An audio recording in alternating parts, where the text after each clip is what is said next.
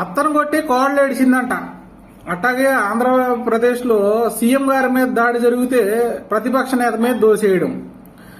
మనం చూస్తే సానుభూతి ఎవరికి వచ్చిద్ది? సీఎం గారికి వచ్చిద్దా లేకపోతే ప్రతిపక్ష నేత గారికి వచ్చిద్దా? లేకపోతే రెండో పాయింట్, ప్రతిపక్ష నేత మీద దాడి జరిగితే సానుభూతి ఎవరికి వచ్చిద్ది? ప్రతిపక్ష నేతకు వచ్చిద్దా లేదా సీఎం గారికి వచ్చిద్దా? ఇట్లాగే 2019లో దాడి చేయించుకొని సీఎం అయి కూర్చున్నారు. ఇప్పుడు మళ్ళీ దాడి చేయించుకుంటే జనాలేమో ఎరిపాపాలు కాదు.